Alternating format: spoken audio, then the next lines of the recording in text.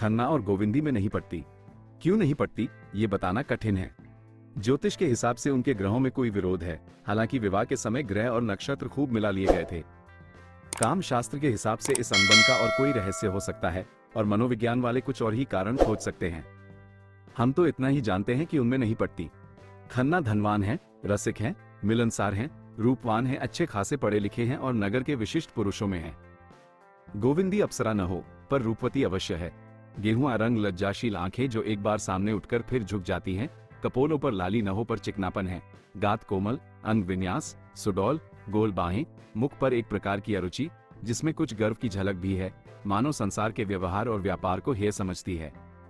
खन्ना के पास विलास के ऊपरी साधनों की कमी नहीं, अव्वल दर्जे का बंगला है, अव्वल दर्जे का फर्नीचर, अव्वल दर्जे की कार और अपार धन, पर गोविंदी की दृष्टि में जैसे इन चीजों का कोई मूल्य नहीं।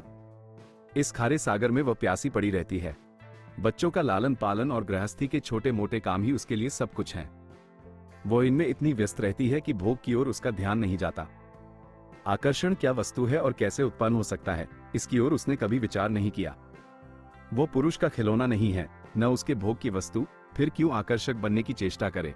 अगर पुरुष उसका असली सौंदर्य देखने के लिए आंखें नहीं रखता, कामिनियों के पीछे मारा मारा फिरता है, तो वो उसका दुर्भाग्य है। वो उसी प्रेम और निष्ठा से पति की सेवा किए जाती है जैसे द्वेष और मोह जैसी भावनाओं को उसने जीत लिया है, और यह अपार संपत्ति तो जैसे उसकी आत्मा को कुचलती रहती है। इन आडंबरों और पाखंडों से मुक्त होने के लिए उसका मन सदैव ललचाया करता है। अपने सरल और स्वाभाविक जीवन में वह कितनी सुखी रह सकती थी, इसका वह नित्य स्वप्न देखती रहती है। तब क्यों मालती उसके मार्ग में आकर बाधक हो जाती, क्यों वेश्याओं के मुजरे होते, क्यों ये संदेह और बनावट और अशांति उसके जीवन पथ में कांटा बनती। बहुत पहले जब वह बालिका विद्यालय में पढ़ती थी, उसे कविता का रोग लग गया था, जहां दुख और वेदना ही जीवन का तत्व है। संपत्ति और विलास तो केवल इसलिए है कि उसकी होली जलाई जाए, जो मनुष्य को असत्य और अशांति की ओर ले जाता है। वह अब कभी कभी कविता रचती थी, लेकिन सुनाए किसे। उसकी कविता केवल मन की तरंग या भावना की उड़ान न थी, उसके एक एक शब्द में उसके जीवन की व्यथा और उसके आंसुओं की ठंडी जलन भरी होती थी। किसी ऐसे प्रदेश में जा बसने की लालसा, जहां वह पाखंडों और वासनाओं से दूर अपनी शांत कुटिया में सरल आनंद का उपभोग करे। खन्ना उसकी कविताएं देखते तो उनका मजाक उड़ाते और कभी कभी फाड़कर फेंक देते, और संपत्ति की यह दीवार दिन दिन ऊंची होती जाती थी और दंपति को एक दूसरे से दूर और पृथक करती जाती थी। खन्ना अपने ग्राहकों के साथ जितना ही मीठा और नम्र था, घर में उतना ही कटु और उद्दंड। अक्सर क्रोध में गोविंदी को अपशब्द कह बैठता। शिष्टता उसके लिए दुनिया को ठगने का एक साधन थी, मन का संस्कार नहीं। ऐसे अवसरों पर गोविंदी अपने एकांत कमरे में जा बैठती और रात की रात रोया करती, और खन्ना दीवान खाने में मुजरे सुनता या क्लब में जाकर शराबें उड़ाता। लेकिन ये सब कुछ होने पर भी खन्ना उसके सर्वस्व थे। वो दलित और अपमानित होकर भी खन्ना की लोड़ी थी। उनसे लड़ेगी, जलेगी, रोएगी, पर रहेगी उन्हीं की। उनसे पृथक जीवन की वह कोई कल्पना ही न कर सकती थी। आज मिस्टर खन्ना किसी बुरे आदमी का मुंह देखकर उठे थे। सवेरे ही पत्र खोला तो उनके कई स्टॉकों का दर गिर गया था, जिसमें उन्हें कई हजार की हानि होती थी। शक्कर मिल के मजदूरों ने हड़ताल कर दी थी और दंगा फसाद करने पर आमादा थे। नफे की आशा से चांदी खरीदी थी, मगर उसका दर आज और भी ज्यादा गिर गया था। राय साहब से जो सौदा हो रहा था और जिसमें उन्हें खासे नफे की आशा थी, वो कुछ दिनों के लिए टलता हुआ जान पड़ता था। फिर रात को बहुत पी जाने के कारण इस वक्त सिर भारी था और देह टूट रही थी। इधर शोफर ने कार के इंजन में कुछ खराबी पैदा हो जाने की बात कही थी, और लाहौर में उनके बैंक पर एक दीवानी मुकदमा दायर हो जाने का समाचार भी मिला था। बैठे मन में झुंझल रहे थे कि उसी वक्त गोविंदी ने आकर कहा, भीष्म का ज्वर आज भी नहीं उतरा, किसी डॉक्टर को बुला दो। भीष्म उनका सबसे छोटा पुत्र था और जन्म से ही दुर्बल होने के कारण उसे रोज एक न एक शिकायत बनी रहती थी। आज खांसी है तो कल बुखार, कभी पसली चल रही है, कभी हरे पीले दस्त आ रहे हैं। 10 महीने का हो गया था, पर लगता था 5-6 महीने का। खन्ना की धारणा हो गई थी कि यह लड़का बचेगा नहीं, इसलिए उसकी ओर से उदासीन रहते थे, पर गोविंदी इसी कारण उसे और सब बच्चों से ज्यादा चाहती थी। खन्ना ने पिता के स्नेह का भाव दिखाते हुए कहा, बच्चों को दवाओं का आदी बना देना ठीक नहीं, और तुम्हें दवा पिलाने का मर्ज है। जरा कुछ हुआ और डॉक्टर बुलाओ। एक रोज और देखो, आज तीसरा ही दिन तो है, शायद आज आप उतर जाए। गोविंदी ने आग्रह किया, 3 दिन से नहीं उतरा। घरेलू दवाएं करके हार गई। खन्ना ने पूछा, अच्छी बात है, बुला देता हूं। किसे बुलाऊं? बुला लो डॉक्टर नाग को। अच्छी बात है, उन्हीं को बुलाता हूं, मगर यह समझ लो कि नाम हो जाने से ही कोई अच्छा डॉक्टर नहीं हो जाता। नाग फीस चाहे जितनी ले लें, उनकी दवा से किसी को अच्छा होते नहीं देखा। वो तो मरीजों को स्वर्ग भेजने के लिए मशहूर हैं। तो जिसे चाहो बुला लो। मैंने तो नाग को इसलिए कहा था कि वो कई बार आ चुके हैं। मिस मालती को क्यों न बुला लूं? फीस भी कम और बच्चों का हाल लेडी डॉक्टर जैसा समझेगी, कोई मर्द डॉक्टर नहीं समझ सकता। गोविंदी ने जलकर कहा, मैं मिस मालती को डॉक्टर नहीं समझती। खन्ना ने भी तेज आंखों से देखकर कहा, तो वो इंग्लैंड घास खोदने गई थी और हजारों आदमियों को आज जीवन दान दे रही है। ये सब कुछ नहीं है? होगा, मुझे उन पर भरोसा नहीं है। वो मर्दों के दिल का इलाज कर लें और किसी की दवा उनके पास नहीं है। बस ठन गई। खन्ना गरजने लगे, गोविंदी बरसने लगी। उनके बीच में मालती का नाम आ जाना मानो लड़ाई का अल्टीमेटम था। खन्ना ने सारे कागजों को जमीन पर फेंक कर कहा, तुम्हारे साथ जिंदगी तल्ख हो गई। गोविंदी ने नुकीले स्वर में कहा, तो मालती से ब्याह कर लो ना। अभी क्या बिगड़ा है अगर वहां दाल गले? तुम मुझे क्या समझती हो? यही कि मालती तुम जैसों को अपना गुलाम बनाकर रखना चाहती है, पति बनाकर नहीं। तुम्हारी निगाह में मैं इतना जलील हूं? और उन्हीं ने इसके विरुद्ध प्रमाण देने शुरू किया। मालती जितना उनका आदर करती है उतना शायद ही किसी का करती हो। राय साहब और राजा साहब को मुंह तक नहीं लगाती, लेकिन उनसे एक दिन भी मुलाकात न हो तो शिकायत करती है। गोविंदी ने इन प्रमाणों को एक फूंक में उड़ा दिया, इसीलिए कि वह तुम्हें सबसे बड़ा आंखों का अंधा समझती है, दूसरों को इतना आसानी से बेवकूफ नहीं बना सकती। खन्ना ने डींग मारी, वो चाहें तो आज मालती से विवाह कर सकते हैं। आज, अभी। मगर गोविंदी को बिल्कुल विश्वास नहीं है। तुम 7 जन नाक रगड़ो तो भी वो तुमसे विवाह न करेगी। तुम उसके टट्टू हो, तुम्हें घास खिलाएगी, कभी कभी तुम्हारा मुंह सहलाएगी, तुम्हारे पुठों पर हाथ फेरेगी, लेकिन इसलिए कि तुम्हारे ऊपर सवारी गांठे। तुम्हारे जैसे 1000 बुद्धू उसकी जेब में है। गोविंदी आज बहुत बड़ी जाती थी। मालूम होता है आज वो उनसे लड़ने पर तैयार होकर आई है। डॉक्टर के बुलाने का तो केवल बहाना था। खन्ना अपनी योग्यता और दक्षता और पुरुषत्व पर इतना बड़ा आक्षेप कैसे सह सकते थे? तुम्हारे ख्याल में मैं बुद्धू और मूर्ख हूं, तो ये हजारों क्यों मेरे द्वार पर नाक रगड़ते हैं? कौन राजा या ताल्लुकेदार है जो मुझे दंडवत नहीं करता? सैकड़ों को उल्लू बनाकर छोड़ दिया। यही तो मालती की विशेषता है कि जो औरों को सीधे उस्तरे से मुनरता है, उसे वो उल्टे छुरे से मुनरती है। तुम मालती की चाहे जितनी बुराई करो, तुम उसकी पांव की धूल भी नहीं हो। मेरी दृष्टि में वो वेश्याओं से भी गई बीती है, क्योंकि वो पर्दे की आड़ से शिकार खेलती है। दोनों ने अपने अपने अग्नि बाण छोड़ दिए। खन्ना ने गोविंदी को चाहे दूसरी कठोर से कठोर बात कही होती, उसे इतनी बुरी न लगती, पर मालती से उसकी यह घृणित तुलना उसकी सहिष्णुता के लिए भी असह्य थी। गोविंदी ने भी खन्ना को चाहे जो कुछ कहा होता, वो इतने गर्म न होते, लेकिन मालती का यह अपमान वह नहीं सह सकते। दोनों एक दूसरे के कोमल स्थलों से परिचित थे। दोनों के निशाने ठीक बैठे और दोनों तिलमिला उठे। खन्ना की आंखें लाल हो गईं। गोविंदी का मुंह लाल हो गया। खन्ना आवेश में उठे और उसके दोनों कान पकड़कर जोर से ऐंठे और 3-4 तमाचे लगा दिए। गोविंदी रोती हुई अंदर चली गई। जरा देर में डॉक्टर नाग आए और सिविल सर्जन एम टॉड आए और भिषाचार्य नीलकंठ शास्त्री आए, पर गोविंदी बच्चे को लिए अपने कमरे में बैठी रही। किसने क्या कहा, क्या तशखीश की, उसे कुछ मालूम नहीं। जिस विपत्ति की कल्पना वह कर रही थी, वह आज उसके सिर पर आ गई। खन्ना ने आज जैसे उससे नाता तोड़ लिया, जैसे उसे घर से खदेड़कर द्वार बंद कर लिया। जो रूप का बाजार लगाकर बैठती है, जिसकी परछाई भी वह अपने ऊपर पड़ने नहीं देना चाहती, वो उस पर परोक्ष रूप से शासन करे, यह न होगा। खन्ना उसके पति हैं, उन्हें उसको समझाने बुझाने का अधिकार है। उनकी मार को भी वो शिरोधार्य कर सकती है, पर मालती का शासन असंभव। मगर बच्चे का ज्वर जब तक शांत न हो जाए, वो हिल नहीं सकती। आत्माभिमान को भी कर्तव्य के सामने सिर झुकाना पड़ेगा। दूसरे दिन बच्चे का ज्वर उतर गया था। गोविंदी ने एक तांगा मंगवाया और घर से निकली। जहां उसका इतना अनादर है, वहां अब वो नहीं रह सकती। आघात इतना कठोर था कि बच्चों का मोह भी टूट गया था। उनके प्रति उसका जो धर्म था, उसे वो पूरा कर चुकी है। शेष जो कुछ है, वह खन्ना का धर्म है। हाँ, गोद के बालक को वो किसी तरह नहीं छोड़ सकती।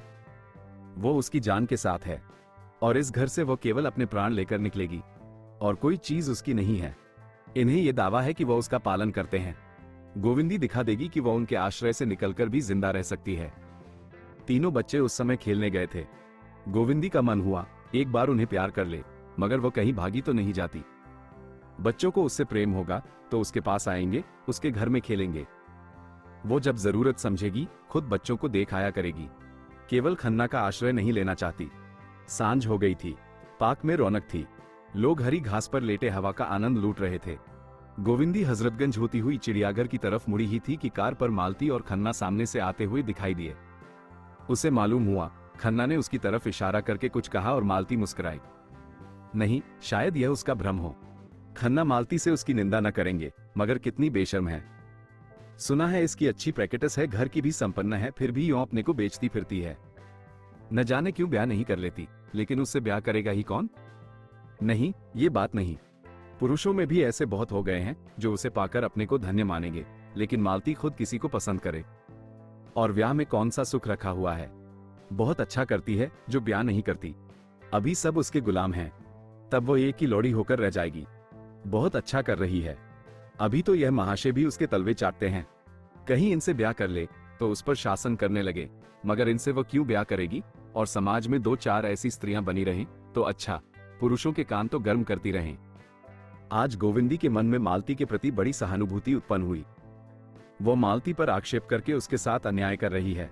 क्या मेरी दशा को देखकर उसकी आंखें न खुलती होंगी? विवाहित जीवन की दुर्दशा आंखों देखकर अगर वह इस जाल में नहीं फंसती तो क्या बुरा करती है? चिड़ियाघर में चारों तरफ सन्नाटा छाया हुआ था। गोविंदी ने तांगा रोक दिया और बच्चे को लिए हरी दूब की तरफ चली, मगर 2 ही 3 कदम चली थी कि चप्पल पानी में डूब गए। अभी थोड़ी देर पहले लान सींचा गया था और घास के नीचे पानी बह रहा था। उस उतावली में उसने पीछे न फिरकर एक कदम और आगे रखा तो पांव कीचड़ में सन गए। उसने पांव की ओर देखा। अब यहाँ पांव धोने के लिए पानी कहां से मिलेगा? उसकी सारी मनोव्यथा लुप्त हो गई। पांव धोकर साफ करने की नई चिंता हुई। उसकी विचारधारा रुक गई। जब तक पांव न साफ हो जाएं, वो कुछ नहीं सोच सकती। सहसा उसे एक लंबा पाइप घास में छिपा नजर आया, जिसमें से पानी बह रहा था। उसने जाकर पांव धोए, चप्पल धोए, हाथ मुंह धोया, थोड़ा सा पानी चुल्लू में लेकर पिया और पाइप के उस पार सूखी जमीन पर जा बैठी। उदासी में मौत की याद तुरंत आ जाती है। कहीं वो वहीं बैठे बैठे मर जाए तो क्या हो? टांगे वाला तुरंत जाकर खन्ना को खबर देगा। खन्ना सुनते ही खिल उठेंगे, लेकिन दुनिया को दिखाने के लिए आंखों पर रुमाल रख लेंगे। बच्चों के लिए खिलौने और तमाशे मां से प्यारे हैं। ये है उसका जीवन, जिसके लिए कोई 4 बूंद आंसू बहाने वाला भी नहीं। तब उसे वो दिन याद आया जब उसकी सास जीती थी और खन्ना उड़नछू न हुए थे। तब उसे सास का बात बात पर बिगड़ना बुरा लगता था। आज उसे सास के उस क्रोध में स्नेह का रस घुला जान पड़ रहा था। तब वो सास से रूठ जाती थी और सास उसे दुलार कर मनाती थी। आज वो महीनों रूठी पड़ी रहे, किसे परवाह है? एकाएक उसका मन उड़कर माता के चरणों में जा पहुंचा। हाय, आज अम्मा होती तो क्यों उसकी ये दुर्दशा होती? उसके पास और कुछ न था। स्नेह भरी गोद तो थी, प्रेम भरा अंचल तो था, जिसमें मुंह डालकर वह रो लेती। लेकिन नहीं, वह रोएगी नहीं। उस देवी को स्वर्ग में दुखी न बनाएगी। मेरे लिए वो जो कुछ ज्यादा से ज्यादा कर सकती थी वह कर गई। मेरे कर्मों की साथिन होना तो उनके वश की बात न थी। और वह क्यों रोए? वह अब किसी के अधीन नहीं है। वह अपने गुजर भर को कमा सकती है। वह कल ही गांधी आश्रम से चीजें लेकर बेचना शुरू कर देगी। शर्म किस बात की? यही तो होगा। लोग उंगली दिखाकर कहेंगे, वो जा रही है खन्ना की बीबी। लेकिन इस शहर में रहूं क्यों? किसी दूसरे शहर में क्यों न चली जाऊं जहां मुझे कोई जानता ही न हो। 10-20 रुपए कमा लेना ऐसा क्या मुश्किल है? अपने पसीने की कमाई तो खाऊंगी, फिर तो कोई मुझ पर रोब न जमाएगा। यह महाशय इसीलिए तो इतना मिजाज करते हैं कि वह मेरा पालन करते हैं। मैं अब खुद अपना पालन करूंगी। सहसा उसने मेहता को अपनी तरफ आते देखा। उसे उलझन हुई। इस वक्त वह संपूर्ण एकांत चाहती थी। किसी से बोलने की इच्छा न थी, मगर यहां भी एक महाशय आ ही गए। उस पर बच्चा भी रोने लगा था। मेहता ने समीप आकर विस्मय के साथ पूछा, आप इस वक्त यहां कैसे आ गई? गोविंदी ने बालक को चुप कराते हुए कहा, उसी तरह जैसे आप आ गए। मेहता ने मुस्कुराकर कहा, मेरी बात न चलाइए। धोबी का कुत्ता न घर का न घाट का। लाइए, मैं बच्चे को चुप कर दूं। आपने ये कला कब सीखी? अभ्यास करना चाहता हूं। इसकी परीक्षा जो होगी। अच्छा, परीक्षा के दिन करीब आ गए। ये तो मेरी तैयारी पर है। जब तैयार हो जाऊंगा बैठ जाऊंगा। छोटी छोटी उपाधियों के लिए हम पढ़ पढ़कर आंखें फोड़ लिया करते हैं। ये तो जीवन व्यापार की परीक्षा है। अच्छी बात है, मैं भी देखूंगी आप किस ग्रेड में पास होते हैं। ये कहते हुए उसने बच्चे को उनकी गोद में दे दिया। उन्होंने बच्चे को कई बार उछाला तो वो चुप हो गया। बालकों की तरह डींग मारकर बोले, देखा आपने कैसा मंत्र के जोर से चुप कर दिया। अब मैं भी कहीं से बच्चा लाऊंगा। गोविंदी ने विनोद किया, बच्चा ही लाइएगा या उसकी मां भी? मेहता ने विनोद भरी निराशा से सर हिलाकर कहा, ऐसी औरत तो कहीं मिलती ही नहीं। क्यों, मिस मालती नहीं है? सुंदरी, शिक्षित, गुणवती, मनोहारिणी, और आप क्या चाहते हैं? मिस मालती में वह एक बात भी नहीं है जो मैं अपनी स्त्री में देखना चाहता हूं। गोविंदी ने इस कोत्सा का आनंद लेते हुए कहा, उसमें क्या बुराई है सुनून?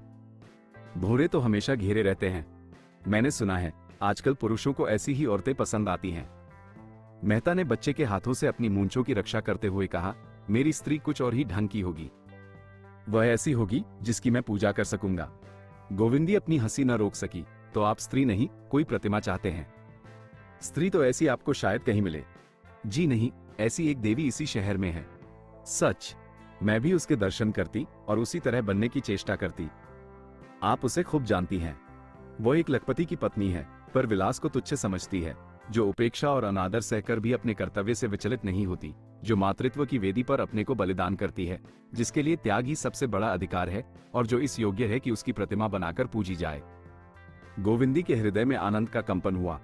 समझकर भी न समझने का अभिनय करती हुई बोली, ऐसी स्त्री की आप तारीफ करते हैं, मगर मेरी समझ में तो वो दया की पात्र है। वो आदर्श नारी है और जो आदर्श नारी हो सकती है वही आदर्श पत्नी भी हो सकती है। मेहता ने आश्चर्य से कहा, आप उसका अपमान करती हैं, लेकिन वो आदर्श इस युग के लिए नहीं है। वो आदर्श सनातन है और अमर है। मनुष्य उसे विकृत करके अपना सर्वनाश कर रहा है।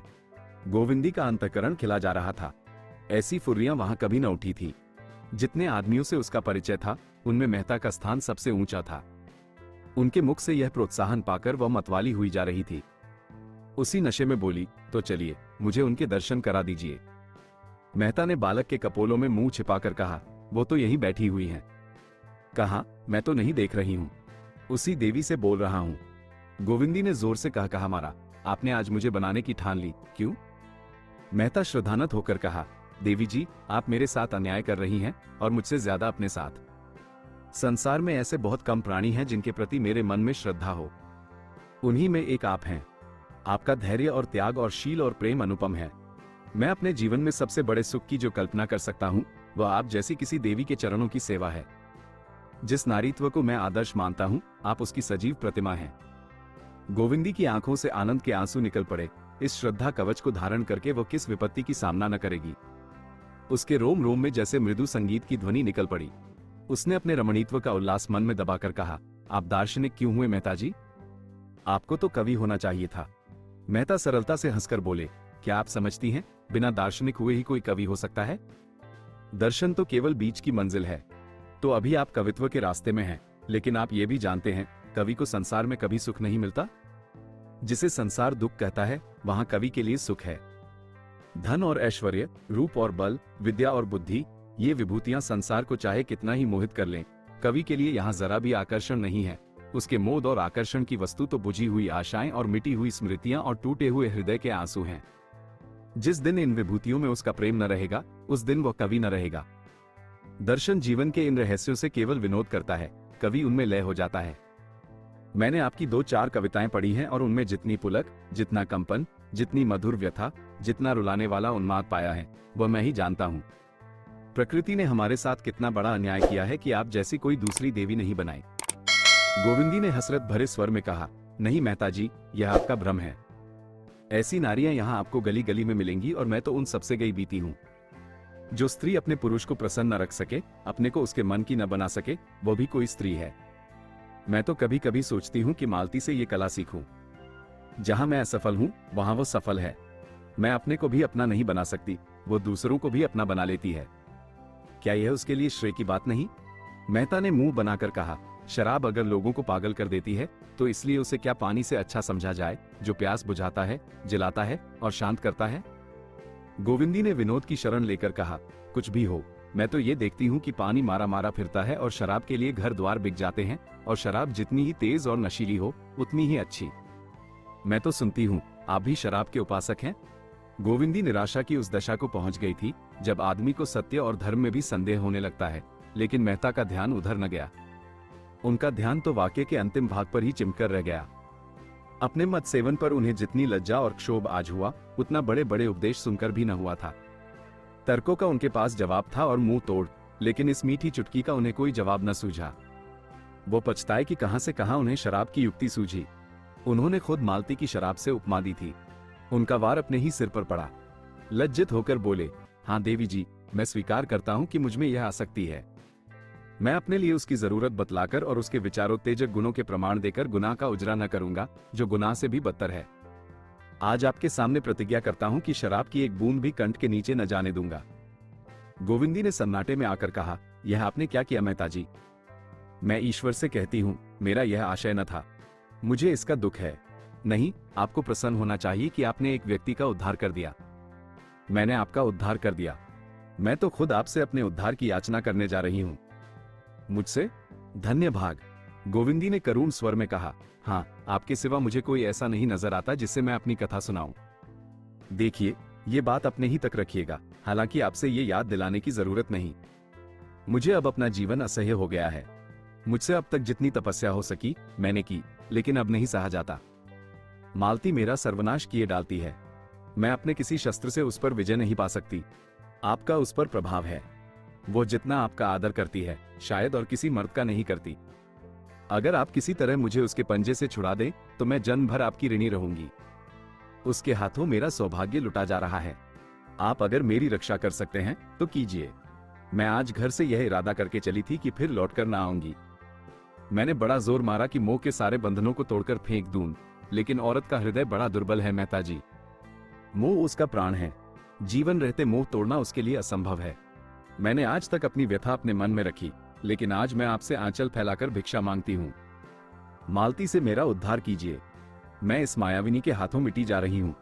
उसका स्वर आंसुओं में डूब गया। वो फूट फूट कर रोने लगी। मेहता अपनी नजरों में कभी इतने ऊंचे न उठे थे, उस वक्त भी नहीं जब उनकी रचना को फ्रांस की एकेडमी ने शताब्दी की सबसे उत्तम कृति कहकर उन्हें बधाई दी थी। जिस प्रतिमा की वो सच्चे दिल से पूजा करते थे, जिसे मन में वह अपनी इष्ट देवी समझते थे और जीवन के असूझ प्रसंगों में जिससे आदेश पाने की आशा रखते थे, वह आज उनसे भिक्षा मांग रही थी।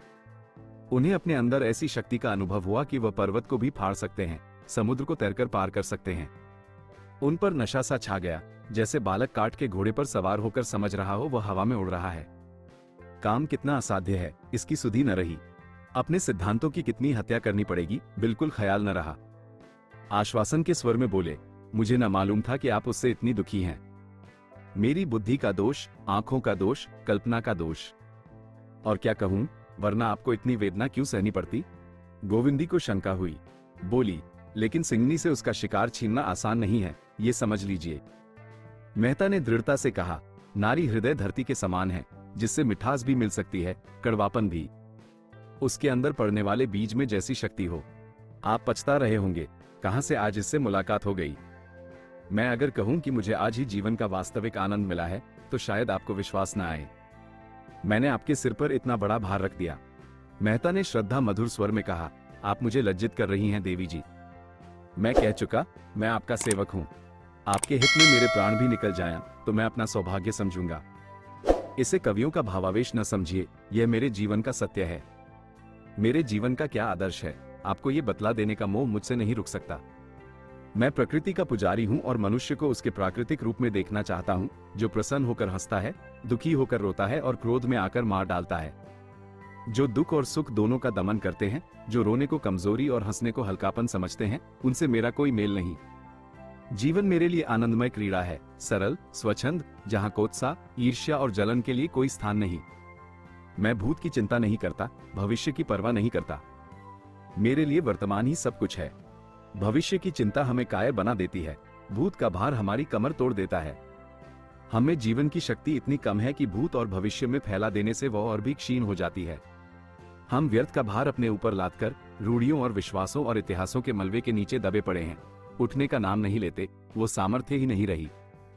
जो शक्ति, जो स्फूर्ति मानव धर्म को पूरा करने में लगनी चाहिए थी, सहयोग में, भाईचारे में, वह पुरानी अदावतों का बदला लेने और बाप दादों का ऋण चुकाने की भेंट हो जाती है। और जो यह ईश्वर और मोक्ष का चक्कर है, इस पर तो मुझे हंसी आती है। वो मोक्ष और उपासना अहंकार की पराकाष्ठा है, जो हमारी मानवता को नष्ट किए डालती है। जहां जीवन है, क्रीड़ा है, चाहक है, प्रेम है, वहीं ईश्वर है, और जीवन को सुखी बनाना ही उपासना है और मोक्ष है। ज्ञानी कहता है, ओठों पर मुस्कुराहट ना आए, आंखों में आंसू ना आए। मैं कहता हूं, अगर तुम हंस नहीं सकते और रो नहीं सकते, तो तुम मनुष्य नहीं हो, पत्थर हो। वो ज्ञान जो मानवता को पीस डाले, ज्ञान नहीं है, कोल्हू है। मगर क्षमा कीजिए, मैं तो एक पूरी स्पीच ही दे गया। अब देर हो रही है, चलिए मैं आपको पहुंचा दूं। बच्चा भी मेरी गोद में सो गया। गोविंदी ने कहा, मैं तो तांगा लाई हूं, तांगे को यहीं से विदा कर देता हूं। मेहता तांगे के पैसे चुकाकर लौटे तो गोविंदी ने कहा, लेकिन आप मुझे कहाँ ले जाएंगे? मेहता ने चौंक कर पूछा, क्यों, आपके घर पहुंचा दूंगा। वो मेरा घर नहीं है मेहता जी। और क्या मिस्टर खन्ना का घर है? ये भी क्या पूछने की बात है? अब वो घर मेरा नहीं रहा। जहां अपमान और धिक्कार मिले उसे मैं अपना घर नहीं कह सकती, न समझ सकती हूं। मेहता ने दर्द भरे स्वर में, जिसका एक एक अक्षर उनके अंतःकरण से निकल रहा था, कहा, नहीं देवी जी, वह घर आपका है और सदैव रहेगा। उस घर की आपने सृष्टि की है, उसके प्राणियों की सृष्टि की है और प्राण जैसे देह का संचालन करता है। प्राण निकल जाए तो देह की क्या गति होगी? मातृत्व महान गौरव का पद है देवी जी, और गौरव के पद में कहां अपमान और धिक्कार और तिरस्कार नहीं मिला? माता का काम जीवन दान देना है। जिसके हाथों में इतनी अतुल शक्ति है, उसे इसकी क्या परवाह कि कौन उससे रूठता है, कौन बिगड़ता है। प्राण के बिना जैसे देह नहीं रह सकती, उसी तरह प्राण को भी देह ही सबसे उपयुक्त स्थान है। मैं आपको धर्म और त्याग का क्या उपदेश दूं? आप तो उसकी सजीव प्रतिमा हैं। मैं तो यही कहूंगा कि, गोविंदी ने अधीर होकर कहा, लेकिन मैं केवल माता ही तो नहीं हूं, नारी भी तो हूं। मेहता ने 1 मिनट तक मौन रहने के बाद कहा, हाँ है, लेकिन मैं समझता हूं कि नारी केवल माता है और इसके उपरांत वो जो कुछ है वह मातृत्व का उपक्तम मात्र। मातृत्व संसार की सबसे बड़ी साधना, सबसे बड़ी तपस्या, सबसे बड़ा त्याग और सबसे महान विजय है। एक शब्द में उसे लय कहूंगा, जीवन का, व्यक्तित्व का और नारीत्व का भी। आप मिस्टर खन्ना के विषय में इतना ही समझ लें कि वह अपने होश में नहीं है। वो जो कुछ कहते हैं या करते हैं वो उन्माद की दशा में करते हैं, मगर यह उन्माद शांत होने में बहुत दिन न लगेंगे और वह समय बहुत जल्द आएगा जब वो आपको अपनी इष्ट देवी समझेंगे। गोविंदी ने इसका कुछ जवाब न दिया। धीरे धीरे कार की ओर चली। मेहता ने बढ़कर कार का द्वार खोल दिया। गोविंदी अंदर जा बैठी। कार चली, मगर दोनों मौन थे। गोविंदी जब अपने द्वार पर पहुंचकर कार से उतरी तो बिजली के प्रकाश में मेहता ने देखा उसकी आंखें सजल हैं। बच्चे घर में से निकल आए और अम्मा अम्मा कहते हुए माता से लिपट गए। गोविंदी के मुख पर मातृत्व की उज्जवल गौरवमयी ज्योति चमक उठी। उसने मेहता से कहा, इस कष्ट के लिए आपको बहुत धन्यवाद, और सिर नीचा कर लिया। आंसू की एक बूंद उसके कपोल पर आ गिरी थी। मेहता की आंखें भी सजल हो गईं। इस ऐश्वर्य और विलास के बीच में भी यह नारी हृदय कितना दुखी है।